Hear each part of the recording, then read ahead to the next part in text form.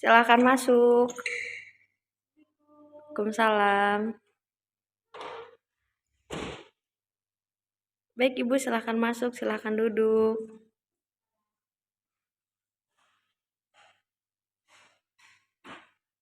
Baik Ibu, selamat pagi ya. Apakah ada yang bisa saya bantu Ibu? Iya Bu Bidan, saya datang ke sini itu pengen ber-KB Ibu. Kebetulan anak saya itu sekarang usianya baru 5 bulan gitu Ibu, dan saya itu pengen menjalankan kehamilan gitu Ibu. Jadi pengen fokus ngebesarin anak saya dulu gitu. Oh baik, sebelumnya Ibu masih memberikan ASI eksklusif? Masih Bidan. Oh, masih menggunakan ASI eksklusif ya? Iya. Kemudian apakah Ibu sudah pernah menggunakan KB sebelumnya? Belum pernah sih, soalnya kan ini anak pertama yang Bidan, jadi pas nikah itu langsung gitu ya. Oh baik. Kemudian apakah Ibu sudah mendapatkan haid? Belum. Oh, belum mendapatkan haid. Apakah Ibu sudah ada pilihan kontrasepsi sebelumnya untuk datang ke sini? Ada sih Bu Bidan, saya itu pengennya implan Bu Bidan. Oh, apakah Ibu sudah mengetahui mengenai KB-KB yang lain kecuali implan? Sudah Bu Bidan, mungkin tahu tentang ini KB yang menyusui itu Ibu. Tapi kan saya itu pengennya menjalankan kehamilan gitu, jadi pengen KB yang jangka panjang. Jadi kan anak saya juga udah usianya udah 5 bulan, jadi tinggal 1 bulan lagi buat ASI eksklusifnya. Iya. Takutnya nggak berhasil. Iya begitu. Baik ya, Ibu sudah mengetahui mengenai metode kontrasepsi, yaitu metode amenolaktasi Ibu, yaitu dengan menggunakan ASI eksklusif atau memberikan ASI eksklusif pada bayi sampai bayi itu berusia 6 bulan yaitu Ibu. Kemudian tetapi Ibu mungkin Ibu ada sedikit takut Ibu untuk menggunakan metode amenolaktasi ini karena mungkin Ibu takut terjadi kehamilan. Baik, Ibu tadi sudah mengetahui dan ingin melakukan pemasangan dan tertarik mengenai AKBK ya Ibu? AKBK yaitu alat kontrasepsi di bawah kulit. Baik Ibu, saya akan menjelaskan beberapa mengenai AKBK.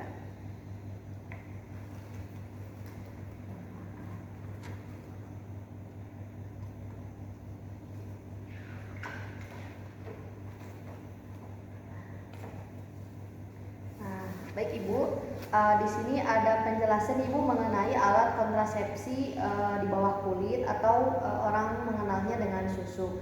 Yang pertama yaitu Ibu ada 1 atau 2 sampai 6 kapsul kecil ya Ibu yang diletakkan di bawah kulit di bagian lengan atas. Kemudian pilihan lengannya itu yaitu lengan yang tidak digunakan dalam aktivitas sehari-hari ya Ibu. Kan ada beberapa orang yang melakukan aktivitas lebih besarnya itu ada yang di tangan kiri atau di tangan kanan. Nah, untuk pemasangan AKBK ini sangat dianjurkan untuk melakukan pemasangan di tangan yang tidak sering beraktivitas, seperti kita menggunakan tangan kanan untuk beraktivitas. Jadi melakukan pemasangan AKBK-nya itu di tangan sebelah kiri.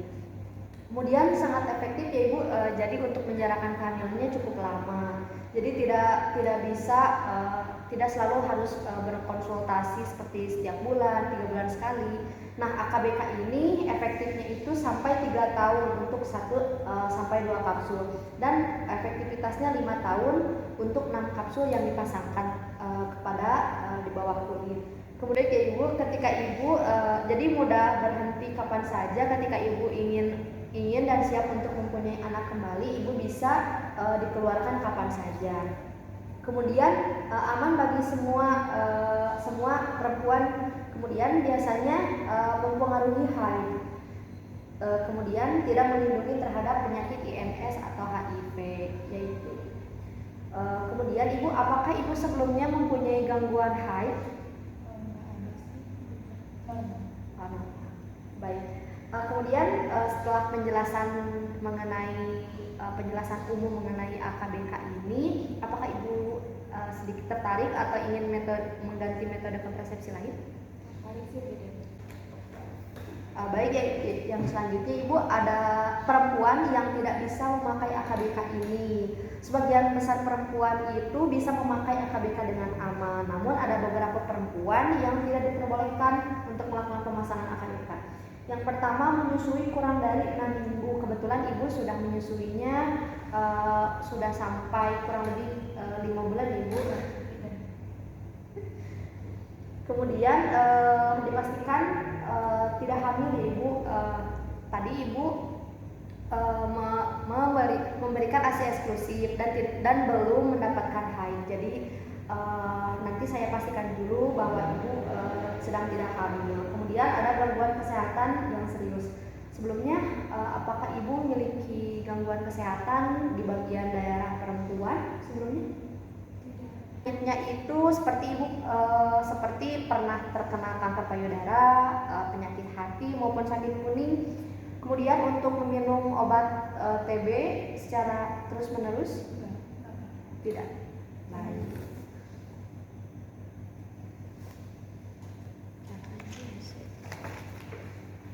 Nah, kemudian dari kemungkinan efek samping alat kontrasepsi AKBK ini, yang pertama yaitu yang sangat umum terjadi yaitu bercak atau darah haid yang ringan ya ibu.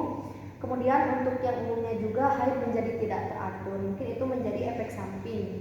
Kemudian untuk efek samping yang jarang itu tidak ada haid ibu. Jadi nggak ada haid gitu? Iya, tidak ada haid, tapi itu jarang terjadi pada efek samping pemasangan AKBK. Kemudian setelah dijelaskan ya ibu ini sampai kemungkinan efek samping, apakah ibu ada tertarik lagi mengenai AKBK ini? Baik. Tapi saya itu khawatir Bu Bidan. Khawatir kenapa ibu? Takut sakit itu dipasangnya. Oh, takut sakit ya dipasangnya. Baik, saya akan menjelaskan ya ibu mengenai pemasangan dan pencabutan AKBK. Untuk pemasangannya itu biasanya dilakukannya 5-10 menit ya ibu. Kemudian untuk pencabutannya sama sekitar 10-15 menit. Kemudian melakukan pemasangannya ibu yaitu di bagian lengannya ibu, lengan sebelah kiri, yaitu dilakukan dengan tidak ada jahitan yang dilakukan. Terus saya akan memberikan anestesi kepada ibu agar ibu tidak merasa sakit. Kemudian saya akan memasukkan kapsul AKBK itu kepada kulit ibu. Kemudian karena tidak ada luka jahitan ibu, jadi saya akan memberikan sedikit robekan sedikit sangat kecil hanya untuk alat yang dimasukkan untuk pemasangan AKBK itu. Jadi ibu tidak perlu takut karena tidak akan ada luka jahitan dan luka penyembuhannya juga tidak akan lama. Kemudian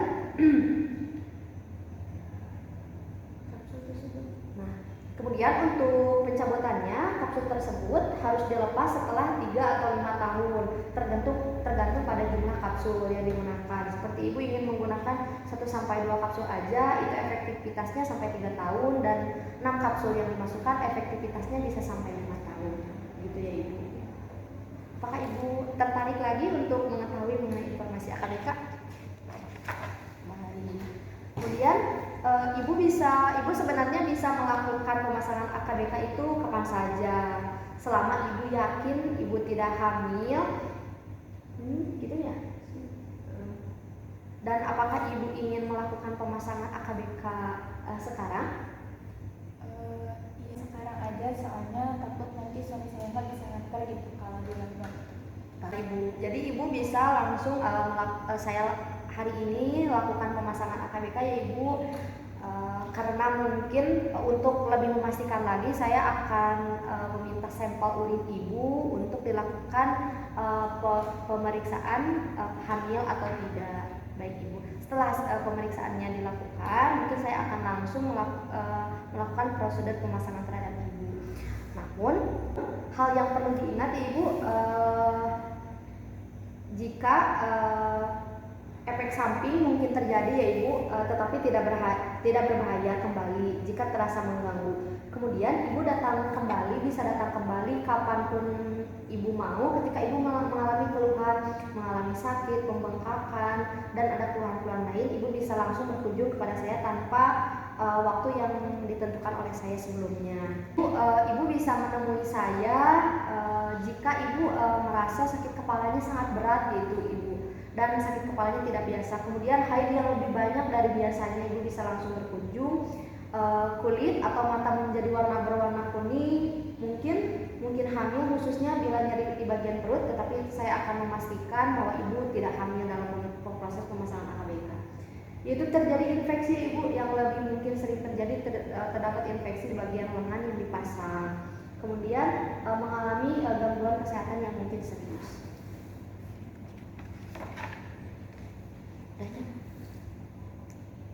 Baik ibu, mungkin saya akan melakukan pemeriksaan terhadap ibu dan melakukan proses pemasangan.